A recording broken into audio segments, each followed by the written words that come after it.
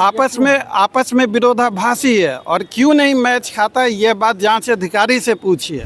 जो लोग मृतका को लेकर जाते हैं सहज हॉस्पिटल में, उन लोगों ने बताया कि मृतका का इलाज वहाँ 3 घंटे तक तकरीबन चला और 5 घंटे पानी चढ़ा। दमदार क्वालिटी, नंदन की गारंटी।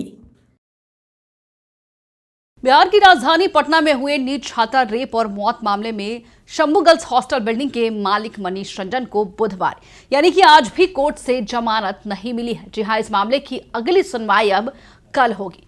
बता दें कि पॉक्सो कोर्ट में बुधवार को जमानत याचिका पर सुनवाई हुई और सीबीआई अपनी जांच रिपोर्ट और केस से जुड़े दस्तावेज 4 बंडलों में लेकर कोर्ट में पेश हुई और करीब 2.5 घंटे तक चली सुनवाई के दौरान कोर्ट ने सीबीआई को फटकार लगाई और पूछा है कि 20 दिनों से आप मूक दर्शक क्यों बने हुए थे? अब तक इतने दिन बीत चुके हैं और आपने अभी तक कोई भी सबूत क्यों पेश नहीं किए हैं? अब तक ये खुलासा क्यों नहीं हो पाया कि आखिर उस बच्ची के साथ अपराध हुआ कहां?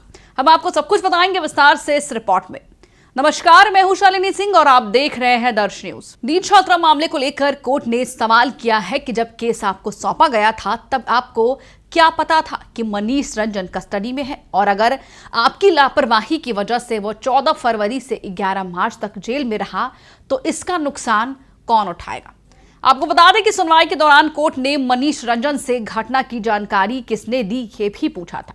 इस बारे में मनीष रंजन ने बताया कि 5 जनवरी की सुबह वह अपनी बेटी को लेकर पावापुरी मेडिकल कॉलेज गए थे और उसी दिन 8 बजे जब वो घर लौटकर आए तो 6 जनवरी की सुबह 10:30 पर वे ऑफिस के लिए निकलने लगे और 7 जनवरी की सुबह हॉस्टल संचालिका नीलम अग्रवाल ने उन्हें घटना की जानकारी दी। आपको बता दें कि सीबीआई और एसआईटी की जांच में बयान मेल नहीं खा रहा है। कोर्ट ने मनीष से पूछा कि 5 और 6 जनवरी को वो कहां थे। एसआईटी ने कहा कि नीलम के बयान के अनुसार मनीष को घटना की जानकारी वार्डन से मिली और पटना पुलिस ने यह भी पूछा कि क्या मनीष को कस्टडी में लेने के बाद उनसे कुछ पूछताछ हुई या फिर नहीं, जिस पर एसआईटी ने कहा कि 4 फरवरी को जेल में उनसे पूछताछ हुई। लेकिन कोर्ट ने मेडिसिन स्ट्रिप के बारे में भी सवाल उठाया। आपको बता दें कि शुरुआती जांच में एसआईटी को 6 स्ट्रिप मिली थी, लेकिन एविडेंस में केवल 3 ही दिखाई गए। तो यहां पर बड़ा सवाल उठता है कि जब 6 मिली थी तो आखिर 3 दवाइयों की स्ट्रिप है कहां? एसआईटी ने बताया कि 6 जनवरी को स्ट्रिप छात्रा के कमरे में मिली थी और 7 जनवरी को उठाई गई थी वो स्ट्रिप वहां से। लेकिन सुनवाई के दौरान स्पेशल पीपी सुरेश चंद्र प्रसाद ने मनीष रंजन की जमानत का विरोध किया। उनका कहना था कि मनीष ही इस केस का मास्टरमाइंड है और कस्टडी में रहने पर कई अहम बातें सामने आएंगी। पीड़िता के वकील एसके पांडे ने महाराष्ट्र और कर्नाटका हाईकोर्ट में पोक्सो मामलों में दिए गए दिशा निर्देशों का हवाला देते हुए ये कहा कि इससे पहले मनीष के वकील ने जमानत की अपील की थी, लेकिन पीड़ित परिवार के वकील और जांच एजेंसी ने विरोध किया। मैच नहीं खाता है, आपस में विरोधाभासी है और क्यों नहीं मैच खाता है, ये बात जांच अधिकारी से पूछिए। क्यों उन्होंने जानबूझकर ऐसा किया? उनका बयान मैच नहीं करता, वो जांच अधिकारी हैं। ऐसे केस को जिसमें फांसी तक की सजा कानून का मजाक बना दिया, इन्होंने इन्वेस्टिगेशन की हत्या कर दिया। मैंने अदालत में बहस के दौरान कहा कि इन्वेस्टिगेशन हैज़ बीन किल्ड। इस शब्द का, किल्ड शब्द का हमने प्रयोग किया। जांच एक बार शुरू होती है, पॉक्सो जैसे 4 और 6 जैसे गंभीर अपराधों की जिसमें मृत्यु दंड तक की सज़ा है, वो जांच शुरू होती है और वो जांच बंद कर दी जाती है। सीबीआई जो है इसी मामले में एक दूसरा एफआईआर करती है और पॉक्सो की धाराएं नहीं लगाती है। अगर जांच एक बार शुरू होती है तो जांच बंद नहीं हो सकती। जांच बंद करने के लिए कैंसिलेशन रिपोर्ट, कानून को तार कर दिया जा रहा है। और इसके लिए मैं यह कहना चाहता हूं कि अगर कोई अपराधी अपराध करने के बावजूद भी अदालत से बरी हो जाता है तो यह जिम्मेवारी सरकार की है। सरकार की इसलिए जिम्मेवारी है कि जांच अधिकारी सरकार के अधीन काम करते हैं। ऐसे जांच अधिकारियों को अविलंब सेवा मुक्त करके, गिरफ्तार करके उन पर मुकदमा चलाने की जरूरत है, तभी हमारे देश की बेटियों को इंसाफ मिल पाएगा। इससे ज़्यादा मैं नहीं कुछ कहना पाऊँगा। कल सुनवाई फिर होगी। कल फिर सुनवाई। 7 जनवरी से पहले किसी को दवाई के पत्ता के बारे में जानकारी ही नहीं थी। यह सारी चीज़ें आज अदालत को बताई गई। मृतका को 3:51 पे सहज हॉस्पिटल ले जाया जाता है, सहज सर्जरी के। जो लोग मृतका को लेकर जाते हैं सहज हॉस्पिटल में, उन लोगों ने बताया कि मृतका का इलाज वहाँ 3 घंटे तक तकरीबन चला और 5 घंटे पानी चढ़ा, और वहाँ बताया गया कि मृतका शायद ठंड लगने से बेहोश हो गई है। मृतका को 7:20 पे सहज हॉस्पिटल से एम्बुलेंस के द्वारा प्रभात मेमोरियल हॉस्पिटल लाया जाता है। तो 7:20 तक कहानी थी कि मृतका ठंड लगने से बेहोश है।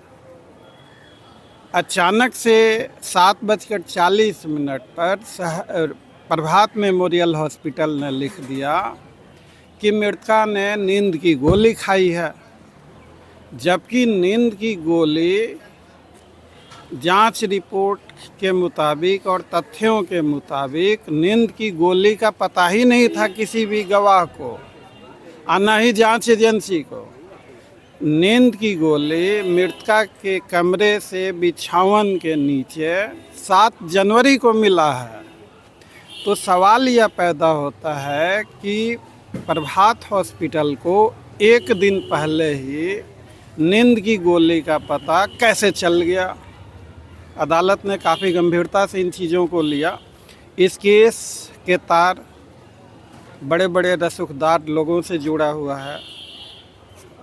इसमें जो कानून का कद रसूखदारों से अगर लड़ाई हो तो छोटी हो जाती।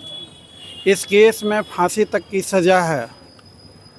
एक वकील होने के नाते वकालत का धर्म यही कहता है कि मैं 1000 बार कहता हूँ देश की बेटियों से कि मैं अपने अंतिम सांसों तक लड़ूंगा, गुनाहगारों को फांसी के फंदे तक पहुंचाऊंगा।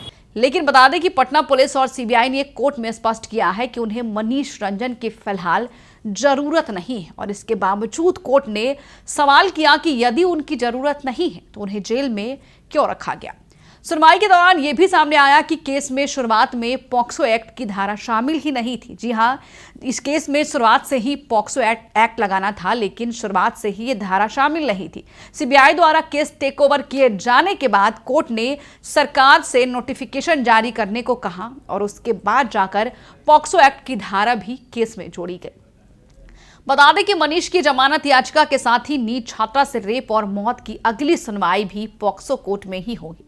पिछली सुनवाई 2 मार्च को हुई थी और अगली सुनवाई 11 मार्च के लिए निर्धारित कर दी गई है, जिसके कारण मनीष रंजन को इस बार होली बेऊर जेल में ही मनानी पड़ी। लेकिन जिस तरीके से सीबीआई की एंट्री हुई इस केस में, सीबीआई से लोगों को उम्मीदें थी कि आखिर सीबीआई की एंट्री हुई है तो अब नीट छात्रा को इंसाफ मिलेगा, अब कड़ियां खुलकर सामने आएंगी। लेकिन यहाँ पर अब उल्टा ही हो रहा है।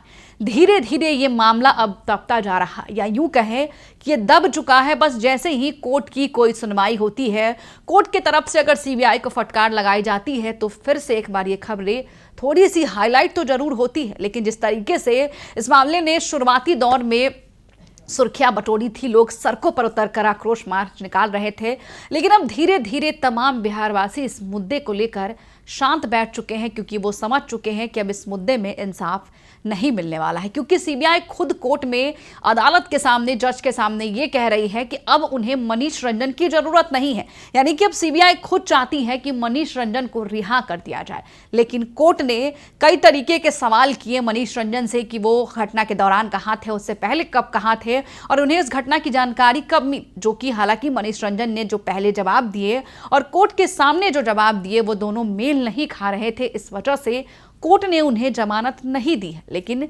सीबीआई का साफ कहना था कि अब मनीष रंजन की हमें जरूरत नहीं है। यानी कि अब सीबीआई कोर्ट से यह अर्जी लगा रही है कि मनीष रंजन को रिहा कर दिया जाए। फिलहाल इस खबर में इतना ही, लेकिन इस पूरे मामले को लेकर आप अपनी क्या राय रखते हैं हमें कमेंट बॉक्स में लिखकर जरूर बताएं। बने रहे हमारे साथ और देखते रहिए दर्श न्यूज।